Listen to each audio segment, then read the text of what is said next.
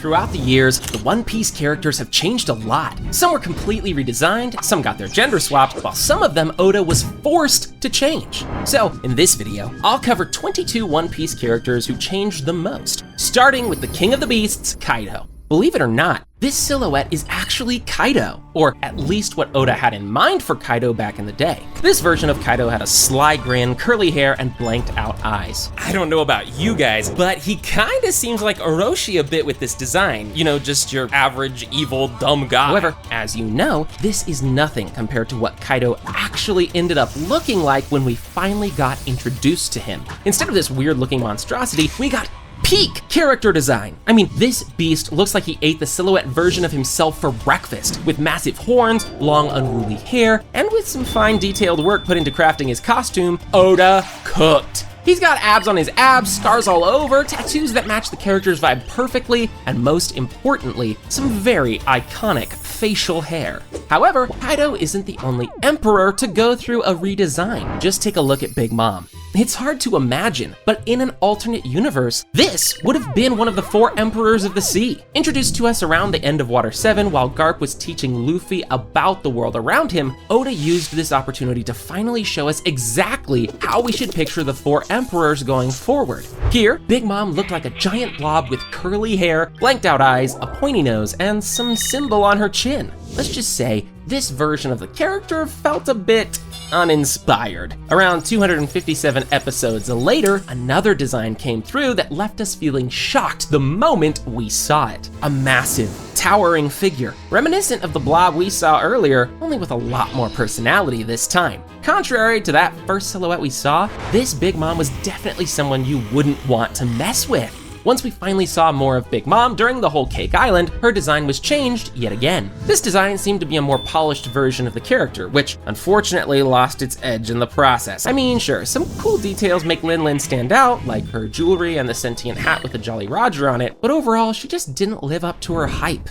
There are still 20 amazing transformations left to cover, but before we get to those, I want to tell you guys about Blue Protocol Star Resonance, the sponsor of today's video. Star Resonance is an MMO that truly captures the anime spirit. And oh boy, have I been waiting for something like this. Imagine a huge anime open world that you can explore with your friends. One of the coolest things you can do is assemble your own party with your friends and fight some amazing bosses together. The one thing that surprised me the most is just how many different builds and customization options there are. You want to be a tank with an unbreakable shield? No problem. You want to be a mage and heal your teammates with spells? You can do it. Or maybe you want to just be a strong warrior and deal huge damage with your attacks? You can do that too. However, if fighting isn't your thing, don't worry, because this game literally lets you do whatever you want. You can mine rare crystals, go fishing, dance at the town's fair, or even meme with your friends in guild chat. And if you click my link in the description to download Star Resonance now, you'll even be able to get some cool launch bonuses. These codes are only working for a limited time, so make sure to hurry up so you don't miss them.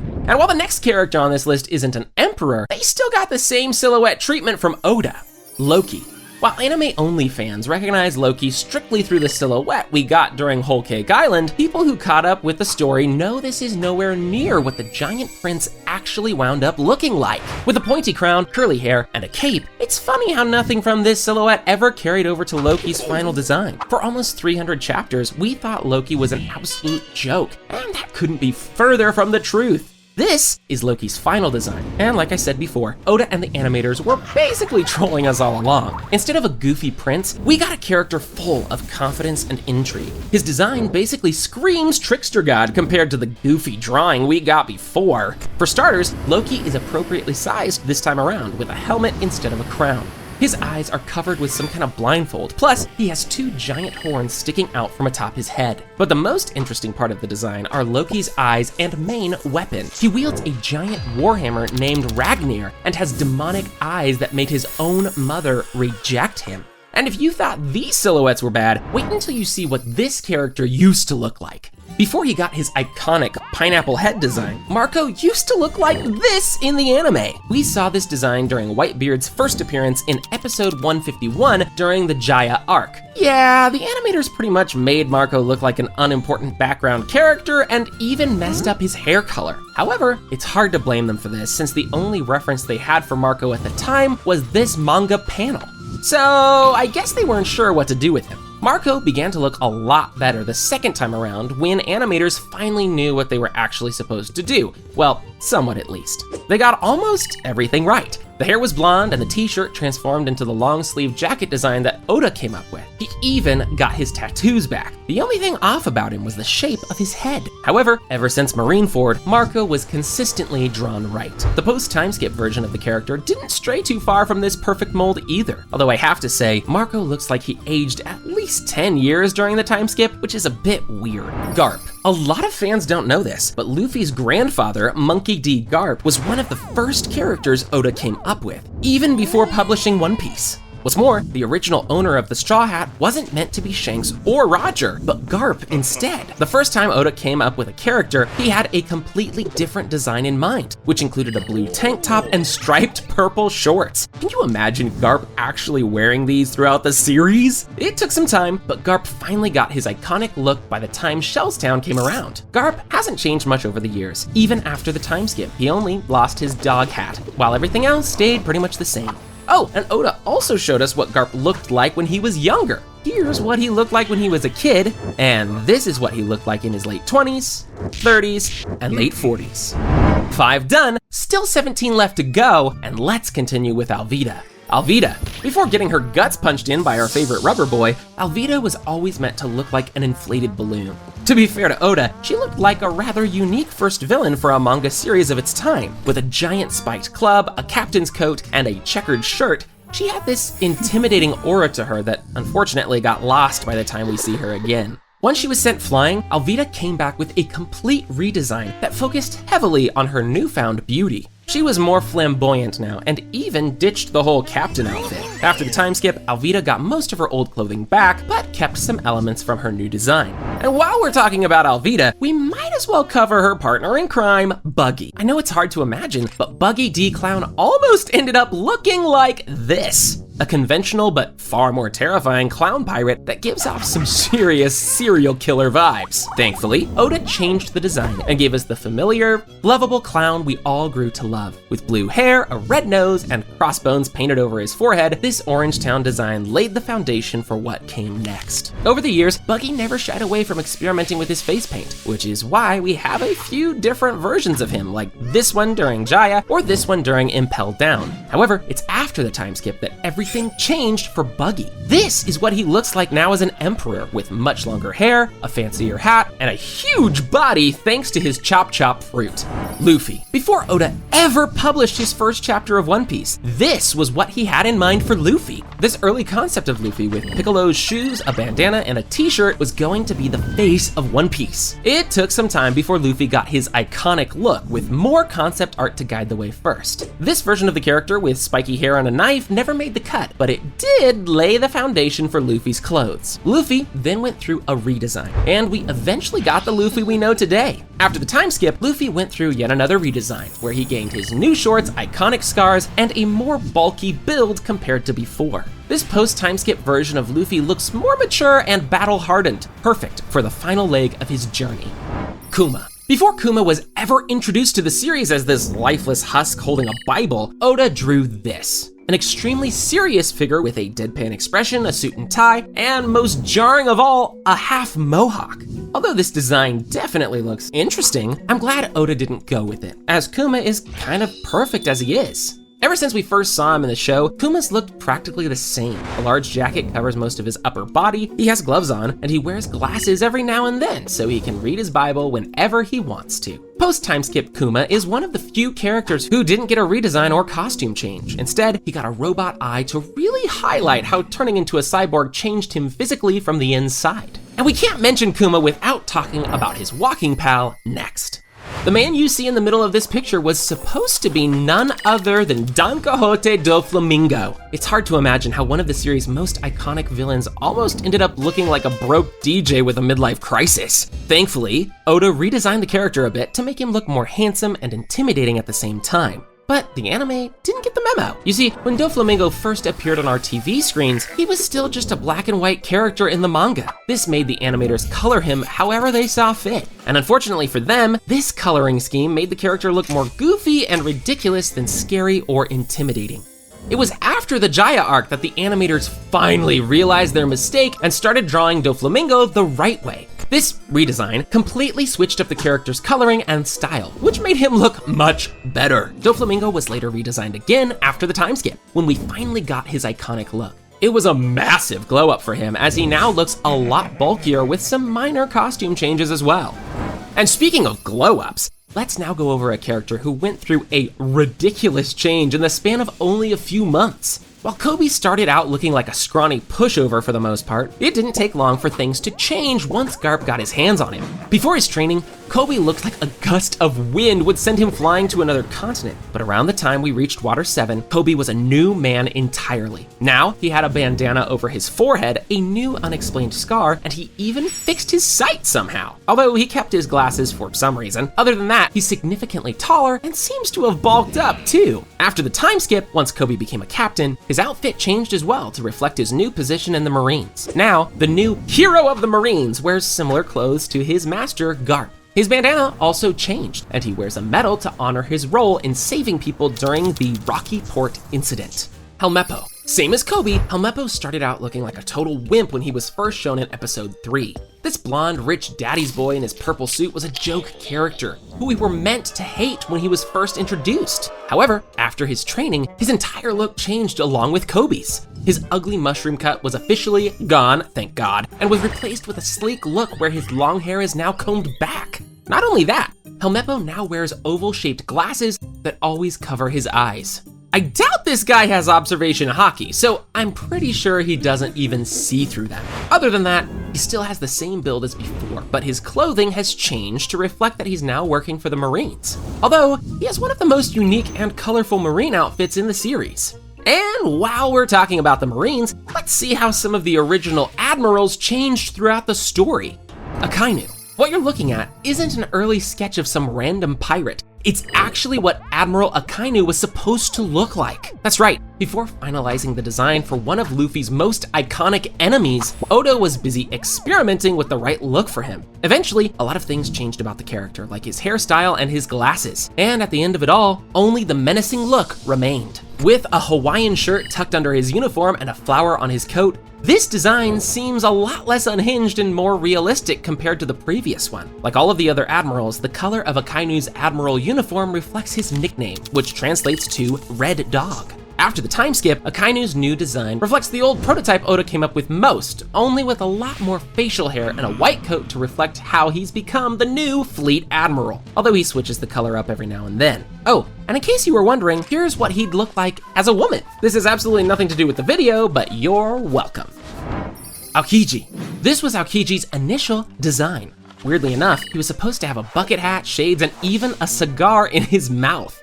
Overall, he looked way more serious compared to the chill guy we got in the final version. Over the years, we've seen all sorts of different sides of Aokiji, including a phase where he was completely loyal to the Marines. Yet, despite that loyalty, his character design clearly showed how he wasn't as strict as his fellow admirals. When we first saw him in the anime during Long Ring Long Land, he didn't even wear his admiral coat, which is something other admirals wear pretty much at all times. However, after the time skip, everything about Aokiji basically changed. After leaving the Marines, Aokiji's design completely changed. He now wears glasses, a beanie, a long green coat, and even carries a backpack around at all times. He pretty much looks like a lost traveler trying to find a place he belongs. Nami. Being one of the most important characters in the story, you may think Oda always knew what Nami would look like. Well, think again, because this is what Nami was supposed to look like. With pigtail hair and scars all over her body, this early draft of the character was pretty well thought out, but ultimately didn't make the cut when One Piece started publishing. It's a shame. It would have been sick to see Nami wielding a giant battle axe with her cyborg arm. Here's another sketch from back in the day where she looks almost identical to Vivi. This one is a bit weird and also features an axe for Nami to lug around the battlefield. Eventually, however, Oda made a drastic change and decided that a more realistic version of Nami would be the best way to go forward with her character. The cat burglar's design never really changed much over the years, at least not until the time skip. Now, armed with a Climatact, post-time skip Nami looks like a completely different person, but still carries the same charm as before. Also, she is one of those characters who just seem much older after the time skip. There are still 7 characters left to cover, and the last one Oda was literally forced to change. But before we get to that, let's continue with Usopp. Before he got his iconic long nose, Usopp looked more like a pirate than anyone else in the series, with his giant pirate hat and familiar goofy smile. This is what Usopp was supposed to look like before his design went through some major changes. When we see him in Syrup Village, Usopp looks nothing like he was meant to. And maybe that's for the best, since he wouldn't really fit in with the rest of his younger crewmates at the time. I mean, just imagine going to the Syrup Village and bringing this guy on board. Yeah, no thanks. Equipped with a slingshot instead of a pistol, the new design was a lot more appealing to a younger audience and was also a lot more relatable now. Oda later redesigned the character again and bulked him up a lot more after the time skip. Usopp now has a new pair of goggles around his neck and has some headphones or ear protectors on. He also now has a little goatee along with a new sun cap he wears on his head. Overall, he looks older and way more mature than before. Robin. Believe it or not, originally, the Straw Hats weren't even supposed to have an archaeologist. They were actually supposed to have a botanist instead. And here's how that character was going to look. It's a goblin-like guy with spiky hair and a cape, and judging by his expressions, he was probably going to be an edgy character, but fate had other plans. Before releasing the One Piece, Oda decided to completely change this character, which left us with Robin we know today. Making her an archaeologist made a lot more sense, since learning about the history of the world is just as important as finding the One Piece for most of the fans, which was something Oda probably realized and decided to make the switch. After the time skip, it's pretty hard to spot the difference between the old and new design. Besides the longer hair and lighter skin, she was pretty much the same old character, but with a different outfit. While Robin was supposed to be a different person entirely, this next Straw Hat was just supposed to look weird. I present to you Cowboy Brook. But why stop there? Here's Tophat Brook, Spooky Brook, Angry Brook, or Brook with Eyes. You can tell Oda had a lot of fun playing around with Brook's design before he eventually became the famed musician of the Straw Hats. With so many different styles and even a different look while he was still alive, some of these concepts look pretty good. But eventually, Oda let his dark thoughts win and decided to turn this badass skeleton into a pervy, kind-hearted gentleman with one of the saddest backstories in the series. Eventually, after the time skip, Oda decided to get rid of Brook's tattered clothes and actually gave him some new threads. His costumes and the bigger afro were basically the only way we could truly tell the character had changed at all. He is just a skeleton after all. Franky. Do you remember who 𝗕𝗲𝗰𝗄𝗏𝗄𝗏s were? They were basically these invisible spirits of the ships who often repaired the vessel. This is what Oda initially wanted them to look like. Not only that, this specific character was meant to be the Straw Hat crew's original shipwright. That's right, in an alternate timeline, this is what Franky was going to be. Thankfully, Oda changed his mind and gave us the super shipwright we all know and love. Franky is quite easily one of Oda's most ambitious characters in terms of design. He's this muscular, Speedo-wearing cyborg with a Hawaiian shirt and a gold chain. Yeah, I'd say that's pretty unique. Although a lot of Straw Hats remained relatively the same after the time skip, Franky didn't, and his design was changed drastically. This time, Oda really leaned into exaggerating Franky's cyborg side, with metallic parts on his legs, huge ball-like shoulders, and even some kind of cube devices on his forearms. The character would be practically unrecognizable now if it weren't for him saying "super" and "cola" every time he's on screen. Oh, and according to Oda, if Franky doesn't achieve his dreams, he'll turn into a robot completely. Jinbei. Before he was introduced as a warlord of the sea, this is what Jinbei was supposed to look like. Well, sort of. You see, Oda initially planned for Jinbei to be a villain, which is why all of his early designs looked so evil and mean. Even though he was always meant to be a shark, Oda initially decided it'd be best to turn this evil-looking fella into one of the most wholesome characters in the entire series. Jinbei's final design actually translates that idea fairly well, while keeping most of his predator-like features. Also, here's what he looked like during his time serving the Ryugu Kingdom as a knight. He definitely looks like someone you don't want to mess with. Before we cover the character Oda was literally forced to change, let's first quickly cover Chopper, who went through a crazy redesign himself. Besides being a reindeer, there's nothing here that resembles Chopper at all. He was supposed to be much taller, have a cigar with him at all times, and even use swords as a weapon. Also, this version of Chopper looked way more serious compared to the cheery little doctor we got later on. Instead of hustling people with card games and blowing smoke in their faces, Chopper's design was changed to a wholesome, cute little guy who looked like he was just keen on helping the people around him. There's so much joy and wonder in his eyes compared to the old design. The decision to make the switch paid off, since Chopper is also one of the most marketable characters in the entire franchise. This new design was so successful that it made Oda double down and make him even smaller and cuter after the time skip. Portgas D Ace.